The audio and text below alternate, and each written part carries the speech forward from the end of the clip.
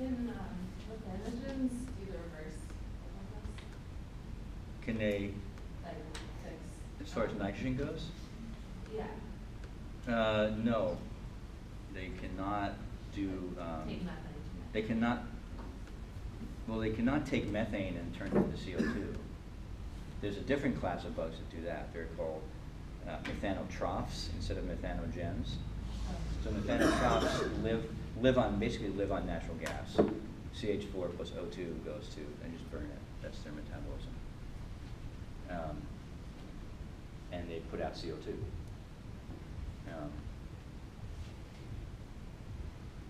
And methanogens fix ammonia. Sorry, fix N2 into ammonia, but they don't also do the other part of the cycle. Yeah. Okay, so that's what has to happen, right? These and it's you can look at it as sort of decomposed into these separate reactions here, right? In terms of this is plus 6 electrons.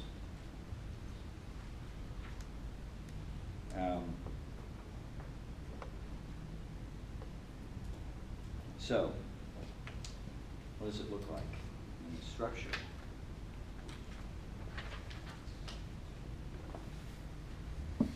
So here's nitrogenase, and it's composed of two different types of enzymes. Okay, so one is dinitrogenase reductase, and the other one is dinitrogenase reductase, and the other one is just dinitrogenase. So they both got a di on them.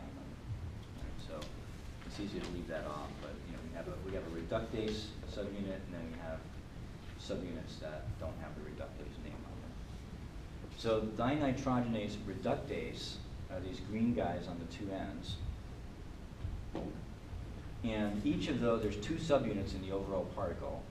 It says overall particle has 6 enzyme chains in it.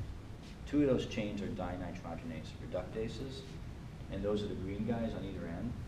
And each of those green guys has 4 iron, 4 sulfur redox cluster in it, one of those complicated inorganic cofactors, and 2 ATPs. So that's shown here, 2 ATPs, iron sulfur, 2 ATPs, iron sulfur on either end. And then the nitrogenase, or the dinitrogenase, is a heterodimer, and there's 2 of those as well. So you've got one here and one here, so you've got a pink and a blue subunit here. The interface is between these 2, and then there's other interfaces between the nitrogenase and the dinitrogenase reductase. And the nitrogenases, alpha beta heterodimers, pink and blue, have what's called a P cluster, which is like an iron sulfur cluster, only a little bit different, and an iron molybdenum cofactor. And here is a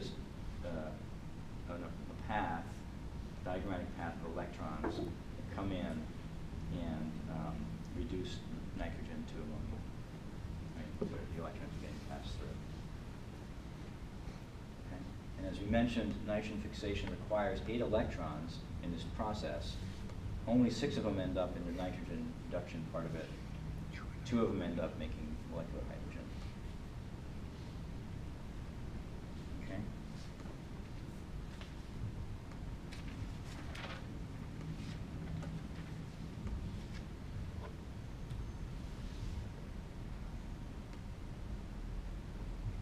Okay, so this is what the cofactors look like on nitrogenase. So the iron sulfur cluster, 4Fe4S, if you remember aconitase in the TCA cycle, we said there's this weird iron sulfur cluster on there, and it's not really doing a redox reaction because aconitase is just isomerizing citrate, right, diisocitrate.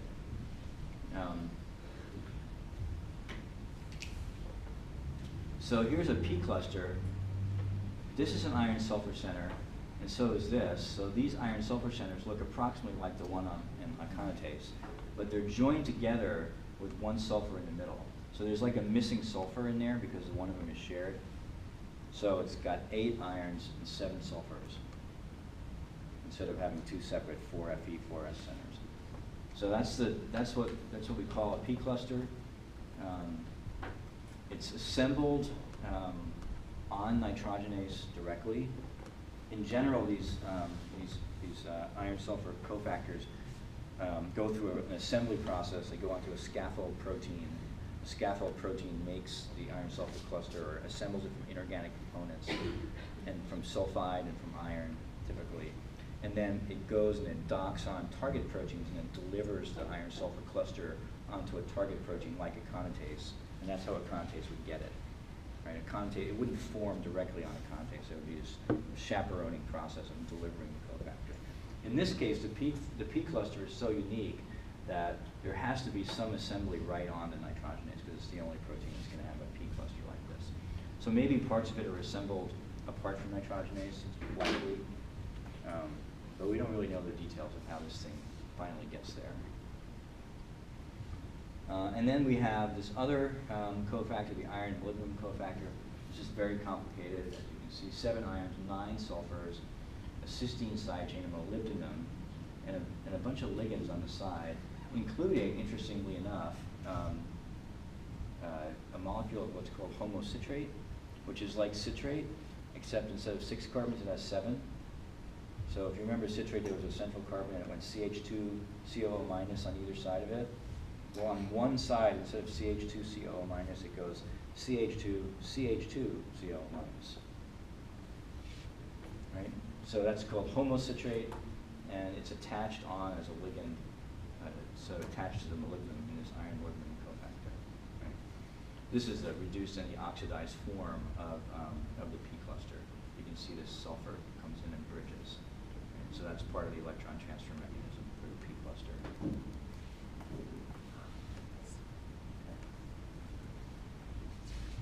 In general, if you have the word, when you have like homo on here onto a ligand, it usually means you add a methylene group, like homocysteine. Instead of CH2SH, it's CH2CH2SH, and that's homocysteine. There's also a homoserine. If you look into the details of amino acid metabolism, you'll find these unusual or non-standard or non-coding amino acids, at least. Yeah. When studying these structures, what should we particularly keep in mind in terms of their... Well, you should be able to write out the whole thing from memory, I would think. You don't really. I mean, you should keep in mind that there are these big, complicated cofactors with irons and sulfurs and molybdenums that are on these fundamental oxidation reduction proteins that are, you don't have to know the details of the. I'm just wondering how they participate in the reaction. Yeah, well, this is something about how the P cluster participates. Right? So here it's SH, here it's S to molybdenum.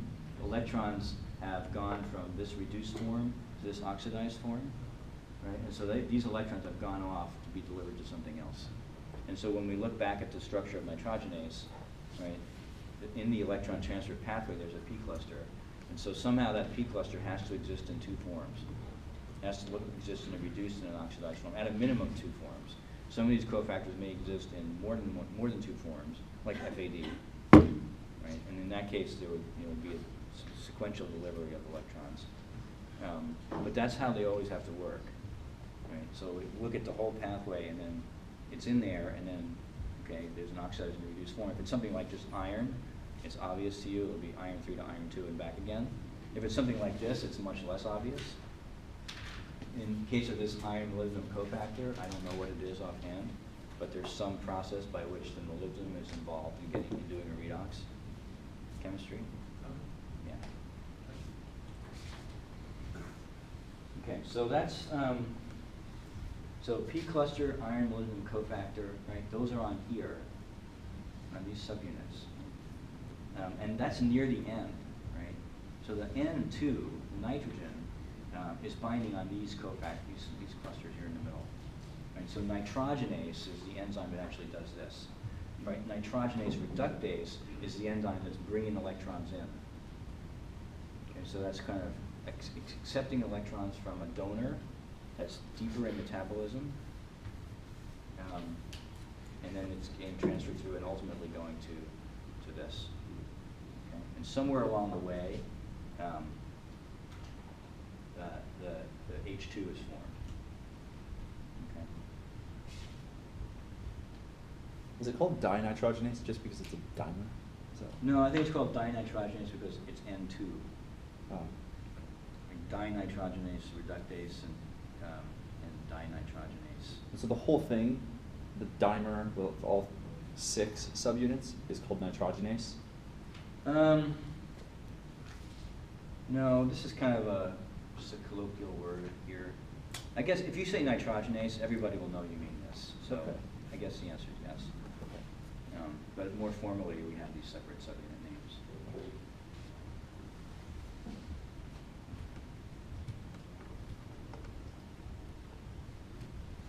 Okay, so this is the pathway, okay? So, as you know, pyruvate is oxidized to acetyl-CoA, okay? That's actually the source of the electrons for this. So, it's a 2-electron transfer from pyruvate to acetyl-CoA. So if we go if we have 4 CoA and 4 pyruvate and we form 4 acetyl-CoAs and 4 CO2s, we've got 8 electrons that we can pull out of here, right? And so those 8 electrons can go to reduce something else. And what they go to is reducing this ferredoxin. In some cases it's a flavodoxin, but it's just a different type of protein. Flavodoxin would probably have an FAD or an FMN cofactor on it, a flavin cofactor, instead of a nicotinamide cofactor. Right? Flavin would be flavodoxin. Ferredoxin would just have iron. Right? So it's either an FAD-based thing or an iron-based. In either case, it's there's 8 of them, and they're each taking 1 electron.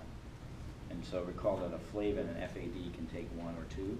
So if it's flavodoxin participating here, it's taking 1. All right, so we go from pyruvate to, let's say, ferredoxin, right? We reduce ferredoxin, and ferredoxin reduces the dinitrogenase reductase, right? 8 of those again. So these are going from 8 from oxidized to reduced. So we have 8 electrons here now. And then from dinitrogenase reductase, we have binding of ATP. Okay? The binding of ATP is necessary for electrons to transfer from dinitrogenase to the oxidized form of dinitrogenase to the reduced form. So this is the subunit on the outside. This is the green subunit, and this is the blue and purple subunit. So the first step is pyruvate came down to here, right? This is the dinitrogenase reductase, and then we go to here. So pyruvate came to the green guys on the outside, and then the green guys transfer to the center part where the N2 is also going to bind. Okay. So we need ATP to bind to get this electrons to transfer, just to bind, okay, to make things thermodynamically favorable, which is a very unusual use for ATP. And then we need to hydrolyze ATP in order to get this subunit to do this reaction. Okay? So it's it's not really written quite perfectly well here. But you can see that at least it's been an attempt to show the ATP is binding here, right? And then electrons are transferring. And then later on, the ATP is hydrolyzing. Right? So this hydrolyzing here is actually coupled to this reaction. Not the reaction between, I don't know how to say it out loud. The 2 gray ones right next to each other? That's not the one that's hydrolyzing ATP? This is hydrolyzing ATP, but it's all in a big complex, right?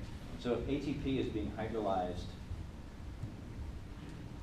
on here, because here's the ATPs, right? If ATP is being hydrolyzed on here, and this has an interface to this protein, and the N2 is bound here, and the big activation energy barrier that has to be traversed is here, Yeah. then this hydrolysis can be structurally coupled to this N2 reaction to break the N2 bond, even though it's far away. Right? So you also have to provide the electrons. So first ATP binds here, right? It provides the electrons to allow the electrons to transfer here. Okay? And then when the electrons are transferred into these cofactors, then the hydrolysis of ATP here facilitates the formation of a very unfavorable protein structure that is necessary to get the triple bond to cleave. That's the way we think of it.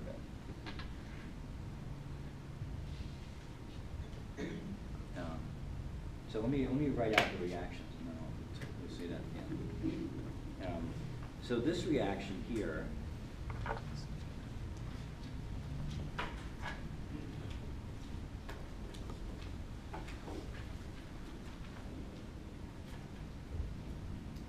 has a standard state reduction potential of minus 0.34. If we have reductase, dinitrogenase reductase, in the reduced form going to the oxidized form,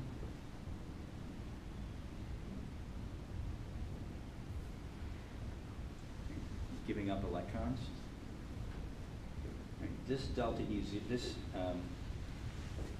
E prime 0V is plus 0.3 volts. So this is still thermodynamically unfavorable. Right. These are written, you know, with electrons on either side. So you just add up these numbers, right? You add up these numbers, it'd be negative. So delta G is minus NF delta E would be positive, so it would be thermodynamically unfavorable for this to happen. However, if we take dinitrogenase reductase in its reduced form and have ATP bound to it, 2 ATPs, there's going to be 8 of these subunits involved. Or it's going to happen 8 times, I should say. Then this is going to generate dinitrogenase reductase.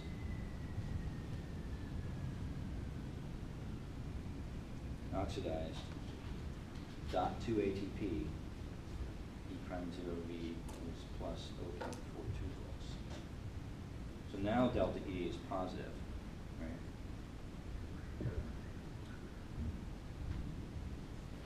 So now this is thermodynamically favorable. So just the fact that it's binding ATP is increasing the thermodynamic favorability to get the electrons over. Okay.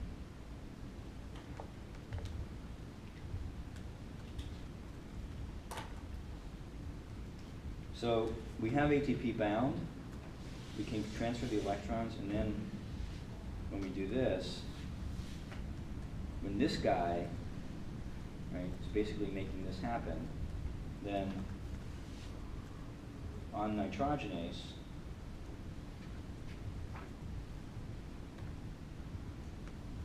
right, we can basically use those electrons. Right? And then we can go into goes to NH3. Because there's a structural coupling at this point. So we know that we can use ATP to, you know, drive an unfavorable reaction on an enzyme surface. We've seen many examples of that, right? We also know that we can use ATP not to drive another reaction, but to drive a structural change, right? So that's what's happening here. Is the ATP hydrolysis is being used to drive a structural change, which is then necessary to break that triple bond. Right? It's not that the reaction of the nitrogen to form ammonia is itself thermodynamically unfavorable because it's minus 34. It's favorable. Right? So the binding of ATP is actually necessary to shift the reduction potential to move electrons, and then the hydrolysis of ATP is what provides the energy to form an unfavorable protein structure that drives N2 to go to NH3+.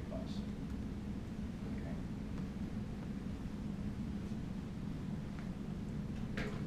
What we don't understand